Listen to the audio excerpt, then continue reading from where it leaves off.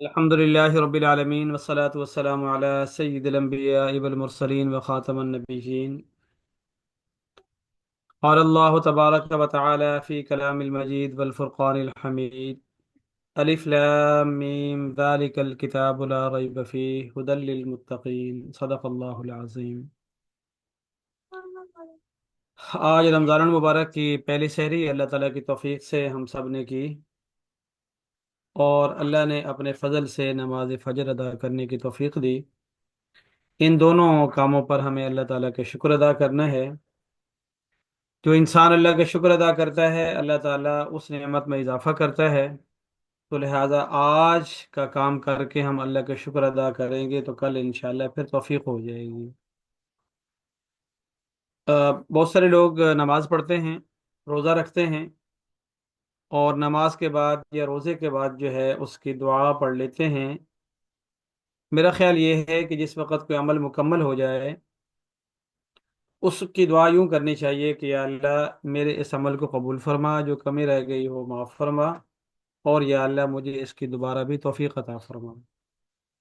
اس طریقے سے انشاءاللہ جب ہم اللہ تعالیٰ سے توفیق مانگ لیں گے اور اللہ کا شکر ادا کر دیں گے تو گویا کہ ہم نے اگلے کام کا آغاز کر دیا۔ تو آج کی سحری پر ہم اللہ تعالیٰ کا شکر ادا کرتے ہیں، اللہ تعالیٰ کل توفیق دے گا۔ فجر کی نماز ادا کرنے پر اللہ کا شکر ادا کریں گے تو اللہ تعالیٰ ظہر کی نماز کی توفیق عطا فرمائے گا۔ رمضان المبارک کی مناسبت سے انشاءاللہ ہمارا یہ 21 دن کا پروگرام پیغام قرآن کے نام سے جاری رہے گا۔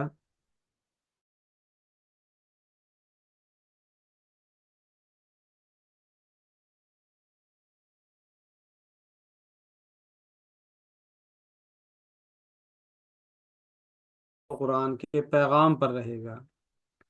آج جو میں نے آیت آپ کے سامنے پڑھی، الف لام میم ذالک الکتاب لا ریب فیہ ھدی للمتقین، ہے اس میں سے جو پہلا لفظ ہے الف لام میم، یہ 3 حروف کا مجموعہ ہے، اسے حروف مقطعات کہتے ہیں۔ اور حروف متقطعات کا معنی اور مفہوم یا اللہ جانتا ہے یا پھر جس کو اللہ بتاتا ہے وہ جانتے ہیں۔ تو زیادہ تر مفسرین کی یہ رائے ہے کہ ہو سکتا ہے کہ روز قیامت اللہ رب العزت اس حوالے سے جناب نبی کریم صلی اللہ علیہ وسلم کو علم عطا فرمائیں،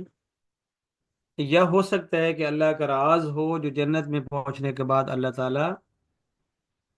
اس امت کے اوپر ظاہر فرمائیں۔ اور اسی طرح علماء کی ایک رائے ہے کہ اللہ رب العزت نے علماء کا امتحان لینے کے لیے کچھ اپنے راز رکھے کہ اگر آپ اپنی سمجھ سے، علم سے معنی جان پاتے ہو تو ان کا معنی جان لو، لیکن کوئی نہیں جان سکتا، اس وجہ سے اللہ اس کی مراد کو جانتا ہے۔ تو گویا کہ قرآن پاک کے آغاز میں ہی اللہ تعالیٰ نے یہ بتا دیا کہ جو ہم جنوائیں گے، بتلائیں گے، وہ تم جان پاؤ گے، اور جو ہم آپ سے چھپائیں گے ہمارے علم کے بغیر آپ کہیں سے بھی اس کا علم نہیں لے پائیں گے۔ دوسرا اللہ تعالیٰ نے فرمایا کہ ذالک الکتاب، یہ کتاب یعنی جو کتاب ہمارے سامنے ہوتی ہے، ہم یہ پڑھ رہے ہوتے ہیں، یہ دیکھ رہے ہوتے ہیں، یہ سوچ رہے ہوتے ہیں، تو یہ ذالک الکتاب سے کتاب اشارہ اس کی طرف ہے۔ تو سب سے پہلے اللہ تعالیٰ نے فرمایا لا ریب فیہ، اس میں کوئی شک نہیں، لہٰذا اس کا جو مضمون ہوگا، مفہوم ہوگا، مقصد ہوگا، جو کچھ بھی ہوگا اس کو یقین کے ساتھ پڑھنا ہے، شک کے ساتھ نہیں پڑھنا۔ اسی وجہ سے قرآن پاک کا ایک بیشتر حصہ وہ ہے جو محکم ہے، اور اس کے معنی اور مراد بالکل صاف صریح اور واضح ہے۔ کہیں کہیں اللہ تعالیٰ نے متشابہات بھی رکھے ہیں، مشکلات بھی رکھی ہیں، اور ان کی تفسیر اور تعویل کی ضرورت ہوتی ہے، لیکن اللہ تعالیٰ نے فرمایا کہ ایز دا ہول، بطور مجموعی، لا ریب فیہ، اس کے اندر کوئی شک نہیں ہے، نہ اس کے معنی میں، نہ مفہوم میں، نہ مضمون میں، نہ اس کے نزول میں، اور نہ ہی اس کے مفہوم ہیں۔ اور اسی طریقے سے اس کا جو میں نے آخرت کے تناظر میں وعدے کیے ہیں، بتایا ہے کہ ایسا ہو کے رہے گا، ایسا ہونے والا ہے، تو جان لینا کہ جو میں نے کہا ہے وہ ہو کے رہے گا۔ لہذا پہلے حرف، پہلی آیت، پہلے لفظ سے لے کر والناس کی سین اور سین کی زیر تک یقین کے ساتھ سمجھنا ہے، پکا پختہ ایمان لانا ہے، اور جو کچھ اس میں آ رہا ہو اس کو آپ نے 100% یقینی سمجھنا ہے کہ اس کو لاریب کتاب قرار دینے والا میں خدا وحدہ لا شریک خلاق عالم رب العالمین ہوں. اللہ کے اوپر کوئی اتھارٹی نہیں ہے، لہذا اللہ تعالیٰ نے جب کہہ دیا لا ریب فیہ تو لا ریب فیہ ہو گیا، یعنی اس میں کوئی شک نہیں ہے. اسی لیے قرآن پاک کے اگر کسی ایک مضمون ایک مفہوم کے اندر بھی کوئی شک کرتا ہے تو اس کا ایمان مشکوک ہو جاتا ہے، اور بس اوقات جو ہے وہ ایمان سے ہاتھ دھو بیٹھتا ہے. یہاں میں عرض کر دوں کہ اس وقت ماحول اور معاشرے کے اندر ایک بہت بڑا طبقہ ایسا ہے جو ہمارے ایمان کو کھوکھلا کرنے کے لیے، اس کو خراب کرنے کے لیے ہمارے سامنے ایسی ایسی تحریریں یا تقریریں آتی رہتی ہیں، جس کی وجہ سے کچھ نہ کچھ کہیں نہ کہیں شکوک و شبہات جنم لیتے رہتے ہیں. اس لیے کہا جاتا ہے کہ بھئی آپ ایسی کتابیں پڑھیں جن کے لکھنے والے معتبر لوگ ہوں، مسند لوگ ہوں، سلیم الفطرت ہوں، صحیح العقیدہ ہوں، اور اس کے ساتھ ساتھ جو ہے وہ جو بات کرتے ہوں تو ایمان بڑھتا ہو، ایمان خراب نہ ہوتا ہو، یقین پختہ ہوتا ہو، شک نہ پیدا ہوتا ہو، اور ان کا مشن اور مقصد جو ہے وہ ہدایت پانا ہو، ہدایت پھیلانا ہو، گمراہی سے بچنا ہو، گمراہی سے بچانا ہو. تو جب ہم تحریر ہی ایسے شخص کی پڑھیں گے جو گمراہ ہوگا، گمراہ کن ہوگا، تو پھر وہ کتاب کا پڑھنا ہمارے لیے بجائے ایمان بڑھانے کے ایمان کی خرابی کا باعث ہوگا. اس وقت ایک بہت بڑا طبقہ جو ہے وہ الحاد کی طرف بڑھ رہا ہے اور سادہ لوگوں کو الحاد کی میں دھکیل رہا ہے. اس وجہ سے اللہ تعالیٰ نے بالکل شروع میں فرما دیا کہ ایسا ہوگا، لیکن میں کہہ رہا ہوں کہ لا ریب فیہ، اس میں نہ کوئی شک تھا، نہ ہے، نہ ہوگا. نہ شک کرنا، نہ شک کرنے کا سوچنا،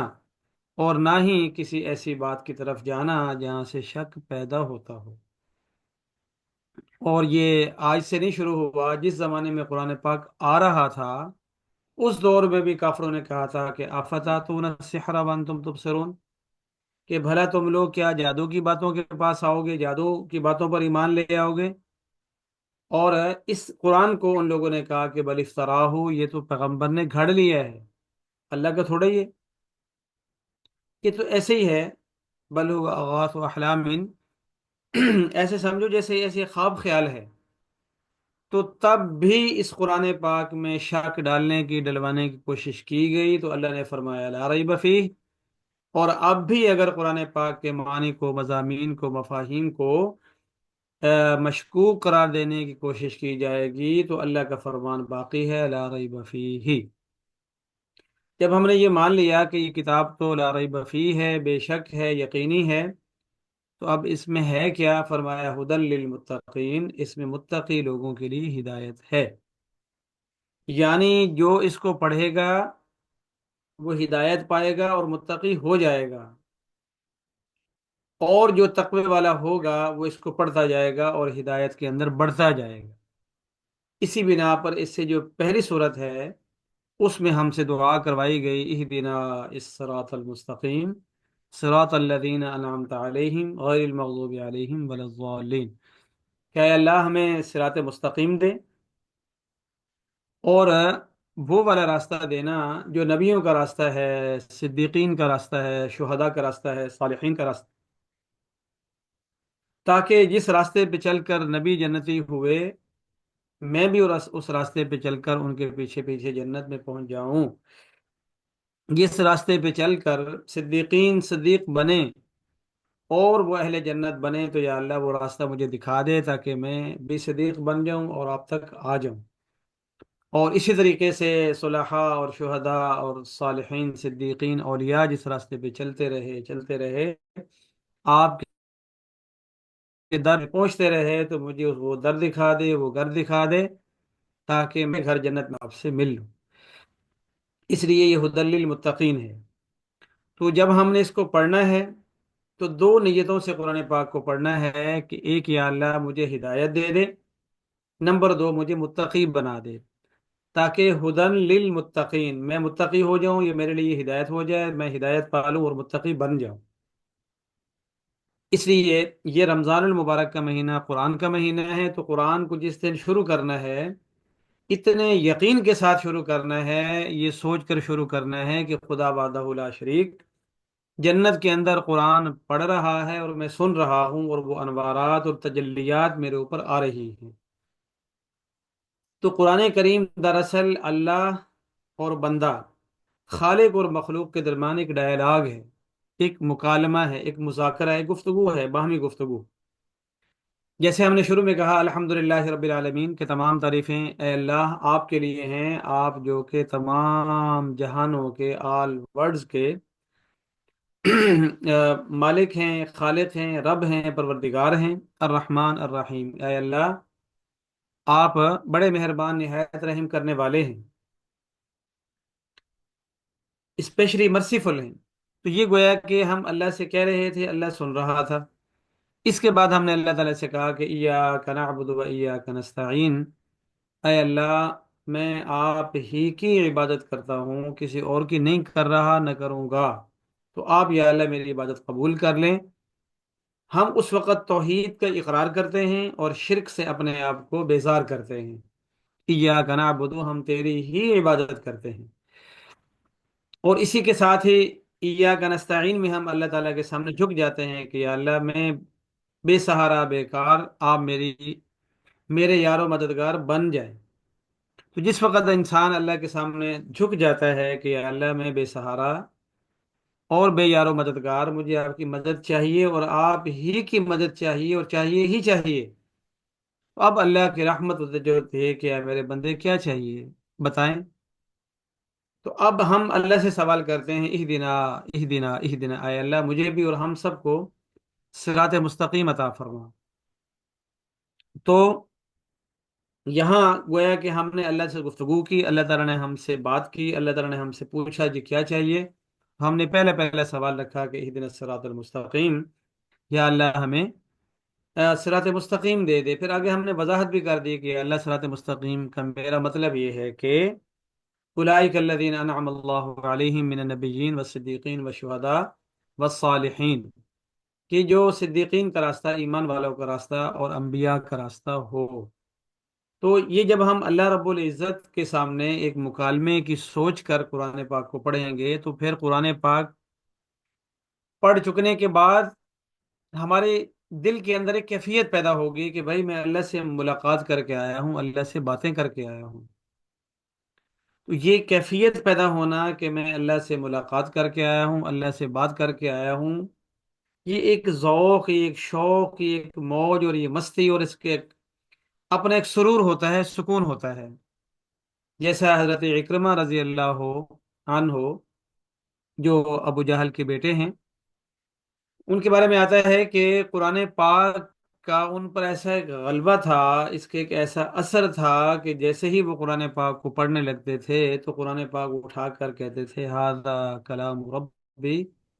ھذا کلام ربی، یہ میرے پروردگار کا کلام ہے۔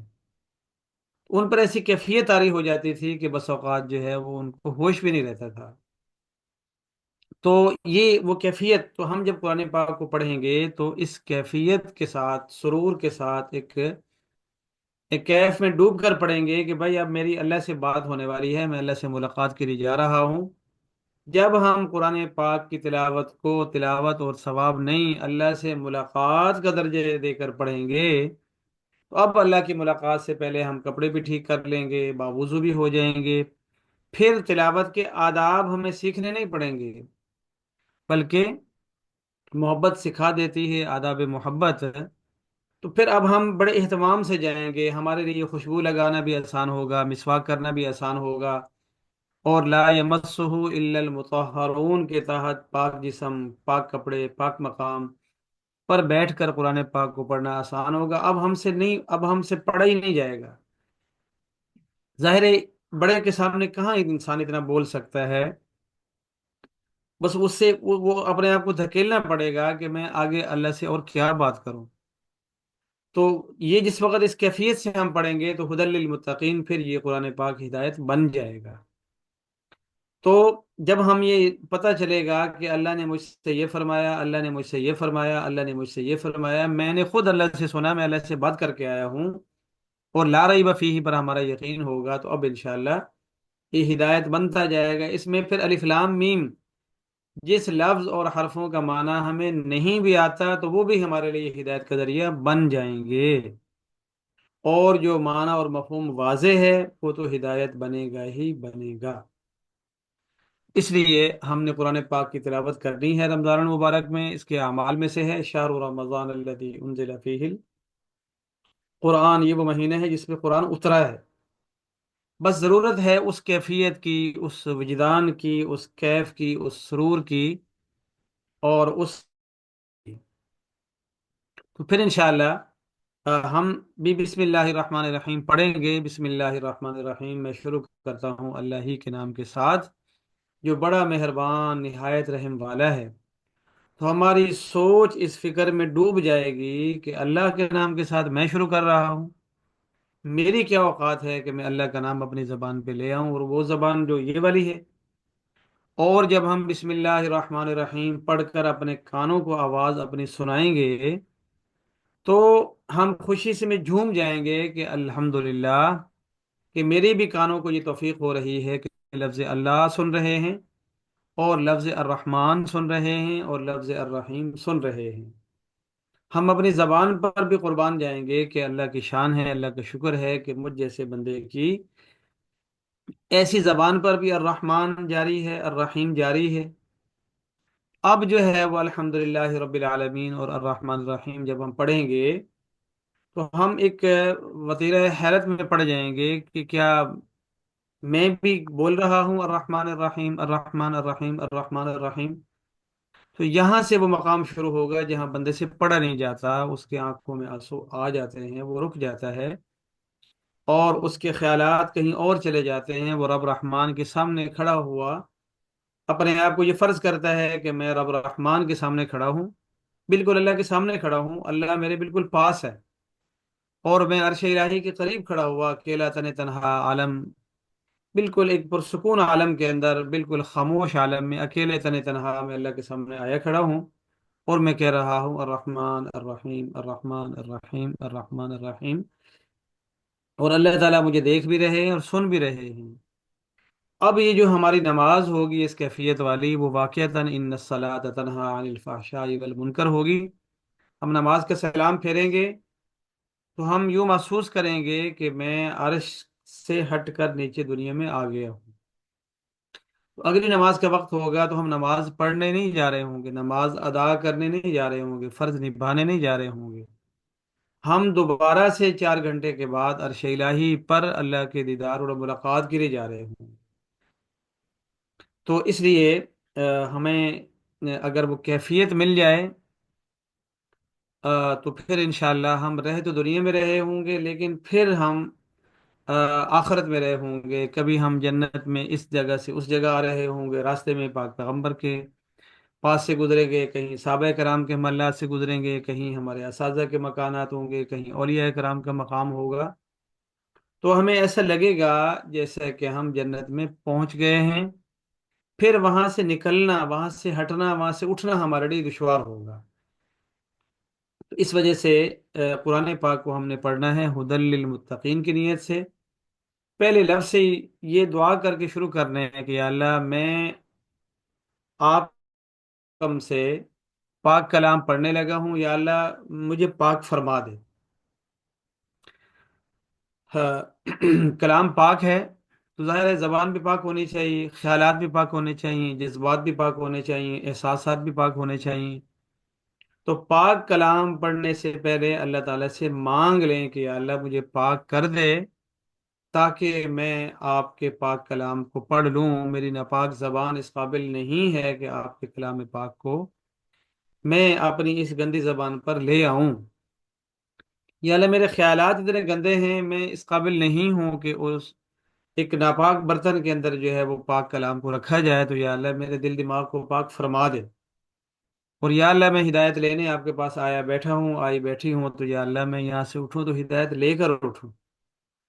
تو اب جو ہے وہ الف لام میم ذالک الکتاب لا ریب فیہ ھدی للمتقین اتنا ہی ہم سے پڑھا جائے گا. آگے الذین یؤمنون پر ہمیں ہمت ہی نہیں ہوگی، اور اس خیال سے پڑھنا ہے کہ میں اللہ کے سامنے عرش الہی کے قریب جا کر دور کھڑے ہو کر یا بیٹھ کر قرآن پاک پڑھ رہا ہوں، اور مجھ پر نظر رکھی جا رہی ہے، میری طرف اللہ رب العزت کی توجہ ہے، وہ السمیع ہے، البصیر ہے، وہ دیکھ بھی رہا ہے، سن بھی رہا ہے. تو اب اللہ کے سامنے جو ہم قرآن پڑھیں گے وہ تیز تیز اور کاٹ کاٹ کے نہیں پڑھا جائے گا، اس لیے کہ بڑے کے سامنے صاف صحیح اور سوچ سمجھ کے بولنا پڑتا ہے. اور جب پڑھ چکیں تو اب قرآن پاک کو بند کرنے کے بعد اللہ تعالیٰ سے کہیں کہ یا اللہ، یہ میرا کام تھا پڑھنا، وہ تو میں نے فقرہ و ما تیسر کر لیا، اب اس کو میرے لیے ہدایت بنانا اور مجھے من المتقین متقین میں سے بنانا یہ آپ کا کام ہے. اپنے فضل سے یا اللہ مجھے متقی بنا دے اور اس کلام پاک کا میرے اوپر اثر ظاہر فرما دے. اب انشاءاللہ ہماری وہ کیفیت ہوگی کہ جو قرآن چھوڑنا چاہتے ہیں لیکن قرآن چھوٹتا نہیں، پڑھنے سے اٹھنا چاہتے ہیں پر ان سے اٹھا نہیں جاتا. دوسری صورت میں ہم گنتی کرتے پھریں گے کہ ماشاءاللہ میرا ایک پارہ ہو گیا، اب 1.5 پارے ہو گئے ہیں. ایک آیت جو ہدایت کا ذریعہ بن جائے وہ پورے قرآن سے بہتر ہے جو تلاوت تو ہو لیکن ہماری ہدایت کا ذریعہ نہ بنے. اس وجہ سے جو آسان ترجمے اور مفہوم والی آیات ہو انہیں تھوڑا سا دہرانا چاہیے. جیسے فَبِأَيِّ آلَاءِ رَبِّكُمَا تُكَذِّبَانِ والی آیت ہے تو ہم جانتے ہیں کہ پھر تم اپنے پروردگار کی کون کون سی نعمتوں کو جھٹلاؤ گے. اب اس آیت کو ایک دفعہ نہ پڑھیں، بار بار پڑھیں، بار بار پڑھیں، دل سے پڑھیں، سوچ کر پڑھیں، سمجھ سے پڑھیں، اور اپنے آپ کو اللہ کے سامنے پیش ہوتے ہوئے سوچ کر پڑھیں. اور اسی طریقے سے اپنے آپ کو یہ فرض کرنا ہے کہ ہم جنت میں بیٹھے ہوئے ہیں اور وہاں پر جو ہے الرحمن الرحیم یا الرحمن علم القرآن، اللہ وحدہ لا شریک کے ہاں سے آواز آ رہی ہے. یہ جو ہم کبھی کبھی سنتے ہیں کہ ایک وحدت الوجود ہوتا ہے، ایک وحدت الشہود ہوتا ہے، وہ اللہ والے کیفیات میں رچے بسے ہوئے ہوتے ہیں کہ وہ ان کو ایسے محسوس ہوتا ہے ہم اللہ کے پاس ہیں، اللہ تعالیٰ ہم سے باتیں کر رہا ہے، تو ان کے دل سے پھر ایسے جذبات اٹھتے ہیں، کہتے ہیں بس میں کیا ہوں، میری کیا اوقات ہے، بس اللہ کا فضل ہے تو میں زندہ ہوں، میں اللہ کی مخلوق ہوں، میں اللہ کی قدرت کا مظہر ہوں. تو ان کیفیات کے تحت وہ کہتے ہیں کہ بھئی اللہ میرے اندر آ گیا ہے. اب ہم باہر کے لوگ جو ہیں وہ اس پر سوچتے ہیں کہ یہ وحدت الوجود اور وحدت الشہود کیا ہوتا ہے. تو دراصل وہ ایک خاص کیفیت کا نام ہے جو بہت اوپر جا کے لہٰذا ان کی باتیں پھر ہماری سمجھ میں نہیں آتی. تو بہرحال الف لام میم ذالک الکتاب لا ریب فیہ ھدی للمتقین، کہ یہ جو کتاب ہے جو ہماری سوچ میں ہے، ہمارے ہاتھوں میں ہوتی ہے، ہماری زبان پر ہوتی ہے، ذالک الکتاب، یہ کتاب وہ ہے کہ لا ریب فیہ، جس کے کسی معاملے میں کوئی شک نہیں. لہٰذا اس میں آخرت کی باتیں بھی بے شک، جنت کے سارے معاملات بھی بے شک، جہنم کے سارے مراحل بھی بے شک، قبر اور حشر کے بارے میں جو کچھ بھی ہے سارا بے شک، پاک پیغمبر اور اصحاب پیغمبر کے بارے میں جو کچھ قرآن میں آیا ہے وہ بے شک، اور اسی طرح پہلی امتوں اور پہلی قوموں کے بارے میں اللہ نے جو فرمایا بے شک. ھدی للمتقین، یہ ساری کی ساری کتاب جو ہے وہ مومنین کی ہدایت کا ذریعہ ہے. اس میں فرعون اور حامان اور قارون کا قصہ ہو تو بھی ہماری ہدایت کا ذریعہ، حضرت ہارون، حضرت موسیٰ علیہ السلام، حضرت یوسف علیہ السلام، حضرت یونس علیہ السلام، حضرت ایوب علیہ السلام، حضرت زکریہ علیہ السلام، حضرت اسماعیل علیہ السلام، حضرت ذوالکفل علیہ السلام، یا اسی طرح جو اولیاء کرام ہیں قرآن پاک میں، وہ اصحاب کہف ہوں، اصحاب اخدود ہوں، کہ کوئی بھی ہوں، ان کے قصے، ان کی کہانیاں وہ بھی ہمارے لیے. اور جہاں اللہ کا فرمان آ گیا ہے، جو احکام والی آیات ہیں تقریباً 500، تو وہ ہماری نجات کا ان پر عمل کرنا ذریعہ ہے. تو اللہ رب العزت جو ہے وہ ہمیں اس رمضان المبارک میں اس سوچ اور غنودگی اور کیفیت اور سرور اور کیف کے ساتھ قرآن پاک پڑھنے کی توفیق دے کہ ہماری ہر تلاوت کے ٹائم ہماری نشست جو ہے، سفر، ہماری جرنی جو ہے وہ جنت میں چلی جائے، اور ہم جنت کے ماحول میں، اس کے محلات میں بالا خات سے لے جائیں، اور وہاں بیٹھ کر ہم قرآن پاک پڑھ رہے ہوں، اور ہم فیل کریں کہ اللہ رب العزت جو ہے ہمارے قریب ہے، ہمیں سن رہا ہے، دیکھ رہا ہے، اور کہیں کہیں گزرتے ہوئے صحابہ کرام بھی ہمیں پڑھتا ہوا دیکھتے جا رہے ہیں، پاک پیغمبر بھی کہیں سے ہمیں دیکھ رہے ہیں کہ اچھا ماشاء اللہ، خوب بھائی خوب تلاوت ہو رہی ہے، اور پہلے اور آخر میں جو ہے وہ اللہ سے ہدایت مانگ کے شروع کرنا ہے، اور ہدایت لے کے اٹھنا ہے۔ اب انشاءاللہ پھر یہ الف لام میم بھی، الف لام میم صاد بھی، الف لام را بھی، الف لام میم را بھی، صاد قاف نون کاف یا عین صاد، اس طرح کے حروف مقطعات بھی ہماری ہدایت کا انشاءاللہ ذریعہ بن جائیں گے۔ تو آج کی گفتگو کا خلاصہ یہ ہے کہ یہ کتاب لا ریب فیہ ہے، اور ھدی للمتقین ہے، لہذا اس رمضان میں ہم نے اس تلاوت کے ذریعے سے اللہ سے ہدایت لینی ہے۔ ثواب تو اللہ نے دینا ہی دینا ہے، ثواب دینا اللہ کا کام ہے، ہمارا کام نہیں، لیکن ہدایت لینا، ہدایت تلاش کرنا، سے پڑھنا، یہ ہمارا کام ہے۔ تو اس دفعہ انشاءاللہ یہ رمضان ہم نے ایسا گزارنا ہے کہ ہم نے ہدایت پا لینی ہے، ہدایت یافتہ ہو جانا ہے۔ ہم المحتدون جو اللہ تعالیٰ نے فرمایا کہ یہ ہدایت یافتہ ہیں، ہم نے اس میں شامل ہو جانا ہے انشاءاللہ۔ تو اس سوچ کے ساتھ، نیت کے ساتھ قرآن پاک کو شروع کر رہے ہیں، اور اسی نیت کے ساتھ قرآن پاک کو مکمل کرنا ہے۔ مکمل قرآن کے آغاز سے پہلے بھی یہی نیت اور یہی سوچ، اور آخری جس دن تلاوت مکمل کرنی ہے قرآن پاک اس دن بھی، لیکن ہر تلاوت کی نشست وہ زبانی ہو یا دیکھ کر ہو، دونوں صورتوں میں اسی نیت سے پڑھنا ہے۔ کبھی کبھی ہم جب نماز کی نیت کرتے ہیں تو اس طرح بھی نیت کرتے ہیں کہ 2 رکعت نماز فرض فجر، عام طور پر ہم کہتے ہیں اللہ اکبر، لیکن میں کبھی کبھی یہ کہتا ہوں کہ یا اللہ میری اس نماز کو قبول فرما، اور اس میری نماز کو میری ہدایت کا ذریعہ بنا، اور اس نماز کو قبول فرما، اور اگلی نماز کی بھی توفیق عطا فرما، اللہ اکبر۔ اب یہ تھوڑی سی اس نیت میں آدھا منٹ تو لگ جاتا ہے، لیکن یہ ہے کہ وہ نماز کے آغاز میں ایسا لگتا ہے کہ جیسے ہماری اللہ تعالیٰ سے بات چیت شروع ہو گئی ہے۔ اب وہ جو نماز ہے وہ یقیناً جو ہے وہ دوسری نماز کی کیفیت سے مختلف کیفیت رکھتی ہے۔ اسی طرح تلاوت کی نشست سے پہلے بھی ہم اگر یہ کہہ لیں گے کہ یا اللہ میری اس تلاوت کو قبول فرما، مجھے تلاوت کرنے کے قابل بنا، اور اب کی جو میں تلاوت کروں اس کو میری ہدایت و نجات کا ذریعہ بنا، اور آئندہ بھی مجھے تلاوت کی توفیق عطا فرما۔ بسم اللہ الرحمن الرحیم، الف لام میم ذالک الکتاب لا ریب فیہ۔ تو یہ چند جملے جو اللہ اور ہمارے مابین ہو جائیں گے، وہ ہماری گفتگو سٹارٹ کروا دیں گے، اور واپسی پر جب اٹھیں گے تو کہیں گے یا اللہ آپ کا شکر ہے کہ آپ نے میری زبان کو تلاوت کی توفیق دی، میرے کانوں کو سننے کی توفیق دی، میرے خیالات کو قرآن پاک میں مشغول کرنے کی مجھے توفیق دی۔ یا اللہ آپ کا شکر ہے، اسے قبول فرما دے اور میری ہدایت کا ذریعہ بنا دے، آمین۔ تو اب جو ہمارا ایک رکوع ہوگا وہ انشاءاللہ اور طرح کا ہوگا۔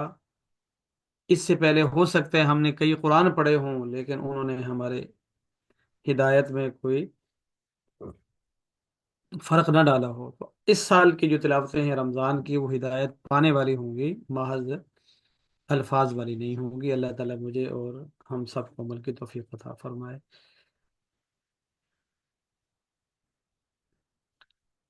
ہاں انشاءاللہ ابھی تھوڑا سحری کے وقت آگے پیچھے ہوگا، تو چند دن انشاءاللہ پہلا عشرہ ہم اسی طرح 40 منٹ پر ٹائم رکھیں گے۔ آج ہمیں تھوڑا سا انتظار کرنا پڑا حضرات، کل کوشش کریں گے کہ 40 اور 45 کے درمیان بات شروع ہو جائے۔ کسی کا کوئی سوال ہو تو کر سکتے ہیں۔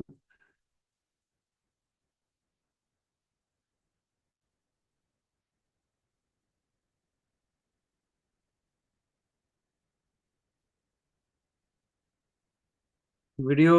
آف کر دی جائے، ریکارڈنگ